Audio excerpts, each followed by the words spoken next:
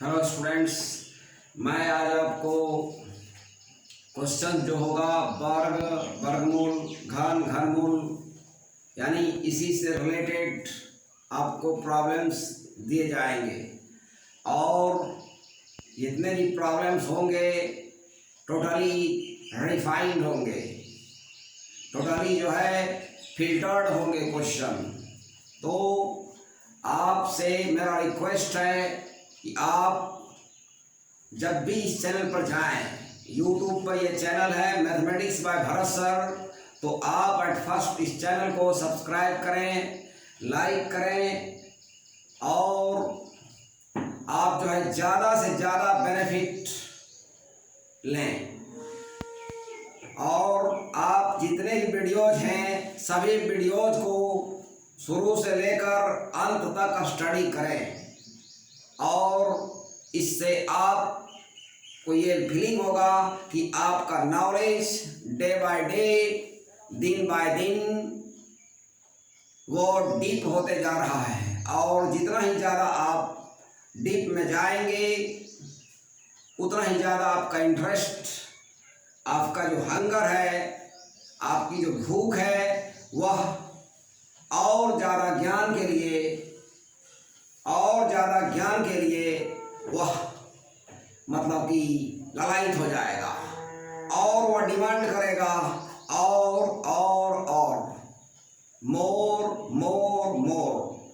और इस तरह से आपको जब नॉलेज बढ़ेगा तो एक इंटरनल फीलिंग आप में आएगा और आपके सपने उड़ान भरने शुरू कर देंगे। और तो मैं आपको क्वेश्चन देने जा रहा हूँ। देखिए क्वेश्चन है जैसे ए प्लस डी, ए प्लस 2d और ए प्लस 3d के प्रोडक्ट में कितना जोड़ें ताकि संख्या पूर्ण वर्ग हो। मैं आपको इसका आंसर देना चाहूंगा, सॉल्यूशन। इसका सॉल्यूशन हो जाएगा ए प्लस डी,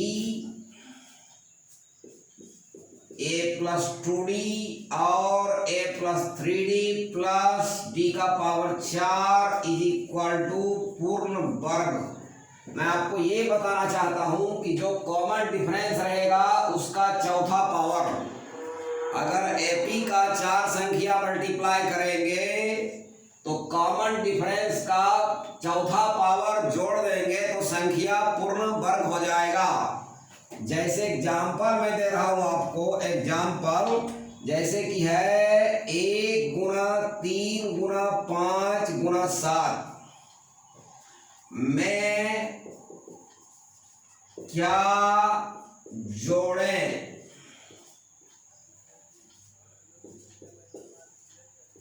ताकि संख्या पूर्ण वर्ग परफेक्ट स्क्वायर हो। तो इसका आंसर आएगा, देखिए 1 3 5 7 एपी में है, इसका डिफरेंस कितना का है, कॉमन डिफरेंस है 2 का, इसका आंसर होगा 2 का पावर 4। देखिए स्ट्रक्चर है जैसे कि मान लीजिए 8 गुना 9 गुना 10 गुना 11 plus x is equal to पूर्ण वर्ग। x is equal to what, इसका सॉल्यूशन हो जाएगा। देखिए 8 9 10 11 ये चारों एपी में है, तो इसमें क्या ऐड करेंगे जिससे ये पूर्ण वर्ग हो जाएगा। तो कॉमन डिफरेंस कितना है, आपको यहाँ कॉमन डिफरेंस 1 है और तो x का वैल्यू हो जाएगा 1 का पावर 4 इज इक्वल टू 1। मान लिया जाए क्वेश्चन दे रहा है 18 गुणे 20 गुना 22 गुना 24 plus p is equal to perfect square. p का वैल्यू डिमांड कर रहा है, तो इसका आंसर सॉल्यूशन आएगा p is equal to, common difference कितना है, 2 का डिफरेंस है, 2 का पावर 4। अगर आप इसमें 16 ऐड कर देंगे, यहाँ p का मान 16 बैठा देंगे, तो यह संख्या जो है परफेक्ट स्क्वायर हो जाएगी। अब मैं आपको बताने जा रहा हूं पाइथागोरियन ट्राइप्लेट। इसे पाइथागोरियन ट्रिक भी कहते हैं, ट्रिक। तो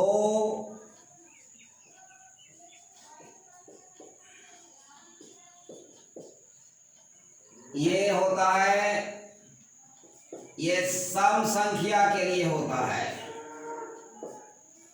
और m का वैल्यू जो होगा, m का वैल्यू ग्रेटर देन 1। इसमें ये लंब, आधार और ये कर्ण, तो इसे आप ऐसे भी एडजस्ट कर सकते हैं, 2m m स्क्वायर माइनस 1 और m स्क्वायर प्लस 1। और तो इसमें एक संख्या आपको दिया हुआ है, इससे क्या फायदा है कि आपको समकोण त्रिभुज का एक साइड दिया रहेगा, बाकी 2 साइड आप अपने मेरिट से इसके सहायता से निकाल सकते हैं। जैसे एक संख्या 8 दे दिया, हम लोग इसको क्या करेंगे, 2m इज इक्वल टू 8, इसमें से m का मान निकाल लेंगे, और m का वैल्यू 4 आया, तो अब m स्क्वायर माइनस 1, 4 का स्क्वायर माइनस 1 और m स्क्वायर प्लस 1, 4 का स्क्वायर प्लस 1 17। तो ये आया 15 और 17, ये हो गया 8, 15 और 17, यह हो गया पाइथागोरियन ट्राइप्लेट। इसको शॉर्ट में आप कह सकते हैं पीटी। देखिए आपको एक संख्या दिया हुआ है, मान लीजिए एक संख्या 26 दिया हुआ है, और 2m m स्क्वायर माइनस 1, इसमें से कोई भी वैल्यू आपको दे सकता है, लंब, आधार, कर्ण, कोई भी संख्या। आप इसको देखिए, आप जैसे कि इसके बराबर करते हैं, यदि m square plus 1 is equal to 26, तो m का वैल्यू कितना आ जाएगा, 26 में 1, 25 का वर्गमूल 5। अब क्या हो जाएगा, 2m 2 गुना 5 यहाँ लिखा जाएगा, और m स्क्वायर माइनस 1, 5 का स्क्वायर माइनस 1। तो इस तरह से 10, 24 और 26, यह हो गया पीटी, पाइथागोरियन ट्राइप्लेट। तो अब मैं आगे बताने जा रहा हूं दूसरा।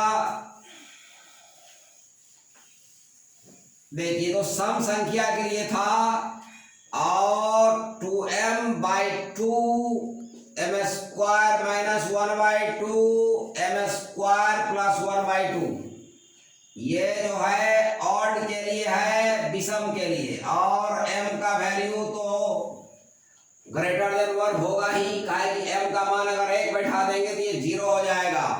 लंब, आधार और कर्ण, ये साइड है त्रिभुज का, समकोण त्रिभुज का, और किसी भी कंडीशन में त्रिभुज का जो साइड है उसका वैल्यू 0 नहीं हो सकता है। अब देखिए आपको यहाँ 3 दिया हुआ है, ये तो कट जाएगा। m इज इक्वल टू 3 और m स्क्वायर माइनस 1/2, 3 का स्क्वायर माइनस 1/2, 4 आया। और फिर यहाँ आते हैं m स्क्वायर प्लस 1/2, 3 का स्क्वायर प्लस 1/2, इस तरह से 3, 4, 5 यह हो गया पीटी। तो मैं आपको ये कहना चाहूंगा शॉर्ट में कि जैसे m square minus 1/2, m square plus 1/2, आप इससे पीटी फॉर्म करना चाहते हैं, आप इससे पीटी फॉर्म करना है, पीटी फॉर्म करना है। और यह आपको जब मेंसुरेशन चैप्टर बनाएंगे, क्षेत्रमिति लेसन बनाएंगे, तो उसमें आपको बहुत ज़्यादा ये बेनिफिट देगा। तो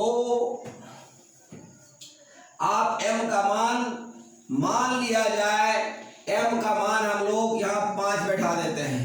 यहाँ क्या हो जाएगा, 5 का स्क्वायर माइनस 1/2, 5 का स्क्वायर प्लस 1/2। यहाँ पर मैंने m का वैल्यू 5 ले लिया, हो गया 5, 12, 13। अब देखिए अगर इसे आप सबको 2 से मल्टीप्लाई कर दें, अगर 2 से मल्टीप्लाई कर दें तो हो जाएगा 10, 24, 26, यह भी हो जाएगा पीटी। जैसे अभी आपने पढ़ा 3, 4, 5 क्या है, यह पीटी है। आप इसे सभी को मल्टीप्लाई कर दें 2 से, सभी को 2 से मल्टीप्लाई कर दें,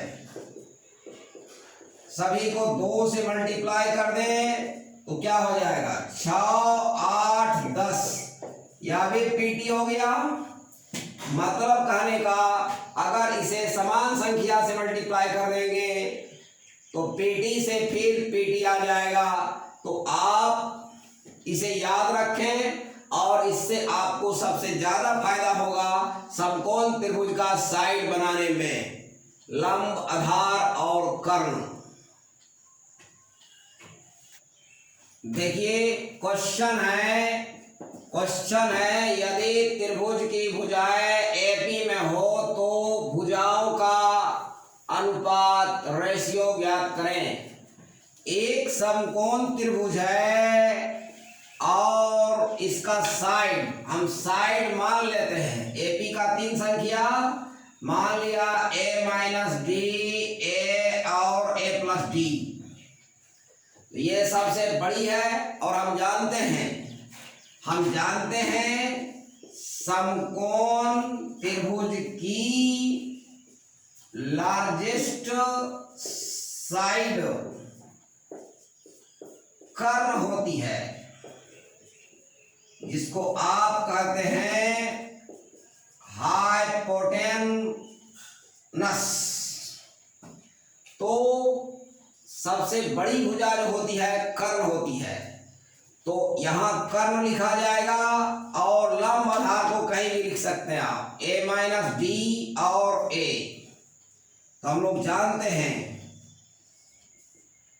जानते हैं कर्ण स्क्वायर माइनस लंब स्क्वायर इज इक्वल टू आधार स्क्वायर, a प्लस डी का स्क्वायर, a माइनस डी का होल स्क्वायर। ये क्या है, a प्लस डी का whole square minus a minus D का होल स्क्वायर, इसका हो जाएगा 4ab। और ऐसे भी इसका माइनस 2ab और माइनस से गुना होगा प्लस 2ab, 2ab, 4ab। और इसका a स्क्वायर b स्क्वायर से इसका a square b square cut जाएगा, ये जो है ये कट जाएगा, ए का वैल्यू आया 40, तो अब साइड हो जाएगा ए माइनस डी, ए का value 4d minus D 3d, A is equal to 4d, A plus D, और हो जाएगा 4d plus D 5d। Ratio क्या हो जाएगा, अनुपात हो जाएगा 3d 4d और 5d। इसे आप याद रखें, जब समकोण त्रिभुज की भुजा एपी में होगी तो भुजा का रेशियो 3 4 5 होगा। देखिए मैंने यहाँ पर कुछ संख्याओं का स्क्वायर लिखा है। 1 का स्क्वायर 1 है, 2 का स्क्वायर 4 है, 3 का स्क्वायर 9 है। इस तरह से मैं 10 का स्क्वायर 100 लिखा है। तो आप क्या देखते हैं कि संख्या का स्क्वायर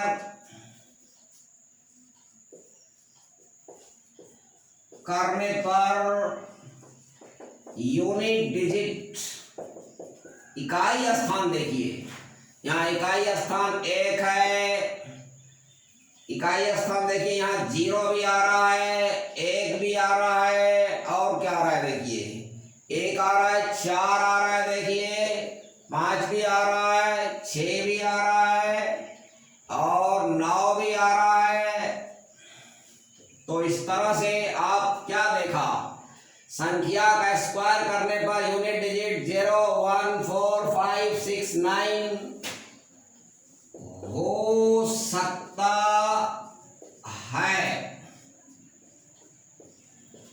अर्थात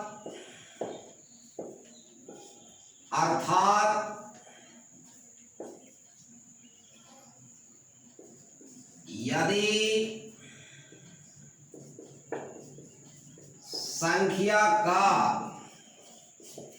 यूनिट डिजिट 2 3 7 या 8 हो तो वह संख्या परफेक्ट स्क्वायर नहीं होती है। यानी ऐसे इस पर प्रॉब्लम दिया जाता है कि कौन सी संख्या परफेक्ट स्क्वायर है और कौन सी परफेक्ट स्क्वायर नहीं है। तो बिना वर्गमूल निकाले आप अगर इकाई स्थान देख लेंगे 2 3 7 या 8, यदि संख्या का इकाई स्थान 2 3 7 या 8 होगा वह संख्या पूर्ण वर्ग नहीं होगी। देखिए यहाँ लिखा हुआ है 2 संख्या के गुणा करने पर गुणनफल में अंकों की कुल संख्या दोनों संख्या के टोटल डिजिट की संख्या के बराबर या उससे 1 कम होती है।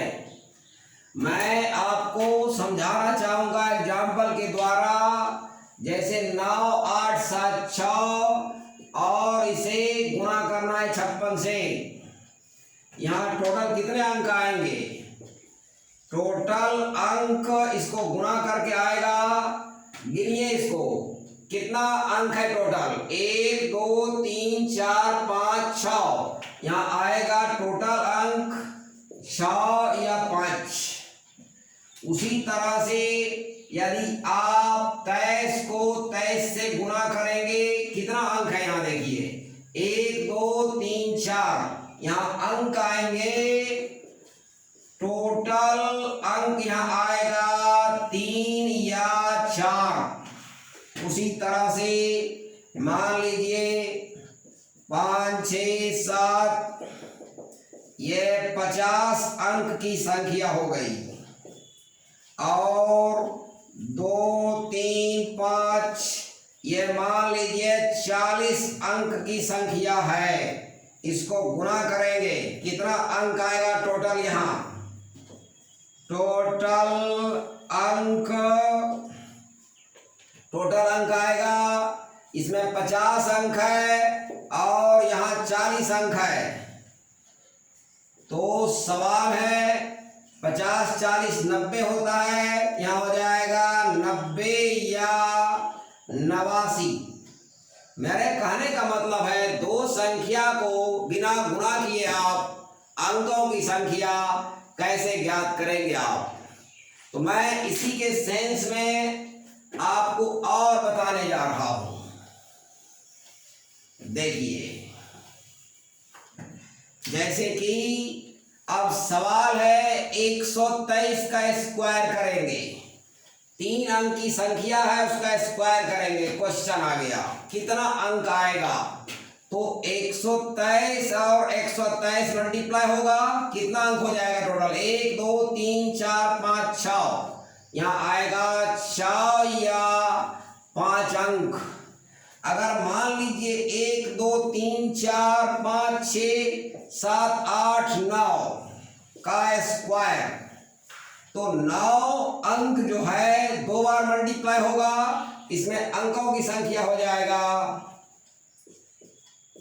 अंकों की संख्या 18 या 17। इसे ऐसे भी लिख सकते हैं 9 गुणा 2 या 9 गुणा 2 माइनस 1। जैसे आप लिखेंगे 100, इसका स्क्वायर करना है, कितना अंक आएगा, अंकों की संख्या 4 गुणा 2 या 4 गुणा 2 माइनस 1। मैं इसी को और विस्तार से लिखना चाहता हूं, जैसे 1 2 3 ये n अंक है, तो इसका स्क्वायर करेंगे तो कितना डिजिट आएगा, डिजिट की संख्या 2 गुणा n या 2 गुणा n माइनस 1। तो आपको समझ में आ गया होगा मैं क्या कहना चाहता हूं। देखिए, हम लोग अब ऐसा संख्या का स्क्वायर याद करेंगे जिसका यूनिट डिजिट 5 होगा। जैसे इसका आसान रूल है, जैसे 15 का स्क्वायर, तो हम लोग क्या करेंगे, यहाँ पर 25 लिखाएगा एट फर्स्ट, और यहाँ 1 है, तो इसको 1 बढ़ा के 1 गुणा 2 मतलब 225। जैसे कि देखिए 25 का स्क्वायर निकालना है, तो यहाँ जो 2 है, अब ये इसको 1 बढ़ा देंगे, 2 गुणा 3 625। जैसे कि 95 का स्क्वायर है, क्या लिखाएगा, यहाँ तो 25 लिखाएगा लास्ट में, और ये 9 है, हो जाएगा 9 गुणा 10 90 25। जैसे 105 का स्क्वायर है, तो हो जाएगा ये यहाँ 25 और यहाँ क्या है 10, हो जाएगा 10 गुणा 11 110 25।